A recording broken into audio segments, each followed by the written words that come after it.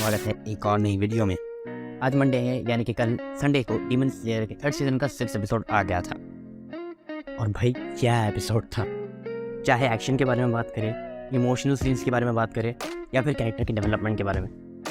तो सबसे पहले बात करते हैं एक्शन के बारे में। ये एपिसोड का मेजर पार्ट एक्शन में ही गया है, पर कुछ ज़्यादा मेजर डैमेज नहीं किया गया है, ना अपने मेन प्रोटैगनिस्ट को और सपोर्टिंग कैरेक्टर्स को या फिर एंटैगनिस्ट को। उतना ज़्यादा कुछ डैमेज हुआ नहीं है, पर हमें ये पता चल गया कि हमें कैसा डिफीट करना है एंटैगनिस्ट को।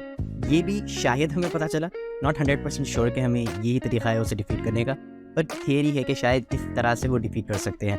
तो आई गेस एक्शन के बारे में अगर मैं कहूँगा तो बहुत ही बेहतरीन एक्शन था, और कुछ ज़्यादा बोलने के लिए है नहीं एक्शन में। जैसा कि मैंने पहले कहा कि एक्शन तो बहुत सारा था और बहुत ही अच्छा था, पर कुछ मेजर डैमेज नहीं हुआ अपने प्रोटैगनिस्ट को या सपोर्टिंग कैरेक्टर्स या एंटैगनिस्ट को, किसी को भी ज़्यादा मेजर डैमेज नहीं हुआ।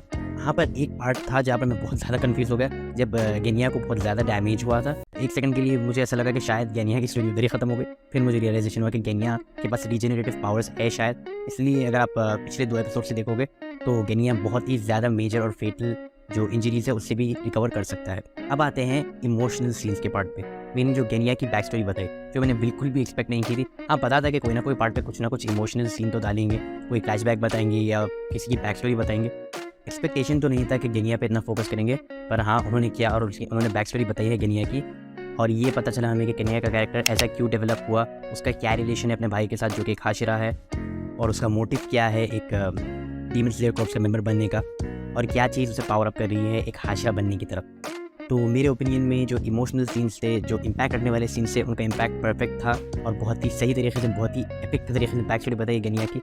सो आई गेस वो पार्ट पे भी डिसअपॉइंट नहीं किया है आज के एपिसोड में। और अगर हम बात करें अब कैरेक्टर डेवलपमेंट के बारे में, तो जो एंटैगनिस्ट है उनका भी जो अप्रिसिएशन है टांजिरो की तरफ, वो भी ये एपिसोड में बताना शुरू कर दिया है। तो आई गेस वो भी बहुत ही अच्छा पार्ट है एपिसोड का।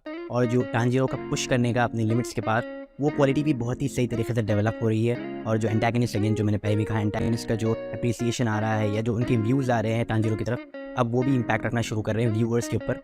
हमें ये ऐसा महसूस हो रहा है कि हाँ, टांजिरो रियल में बहुत ही ज़्यादा पावरफुल, बहुत ही ज़्यादा स्ट्रॉन्ग हो गया है। वीडियो एंड करने से पहले बस इतना ही कहना चाहूँगा कि जो पॉइंट पे एंड किया है एपिसोड को, वो बहुत ही सही था, बहुत ही हुकिंग पॉइंट था। जैसा कि मैंने पिछले 3 एपिसोड्स में कहा है, आई थिंक 3 या 4 एपिसोड्स में, कि जो एपिसोड्स की एंड है वो बहुत ही सही तरीके से कर रहे हैं मेकर्स। इसकी वजह से जो व्यूअर्स है वो हुक्ड हो जाते हैं और कैसे अभी नेक्स्ट एपिसोड देखेंगे। आई गेस हमें नेक्स्ट वीक तक वेट करके ही देखना पड़ेगा कि आगे अब क्या होगा नेक्स्ट एपिसोड में और सीज़न की एंड तक। एक और तरीका ये कि मांगा भी पढ़ सकते हैं। मैंने ऑलरेडी उसका सब्सक्रिप्शन ले लिया है, पर अभी कन्फ्यूज हूँ कि मांगा पढ़ूँगा, सीज़न ख़त्म हो गया बाद पढ़ूँगा। सो आज के लिए इतना ही, मिलता हूँ मैं आपसे अगली वीडियो में।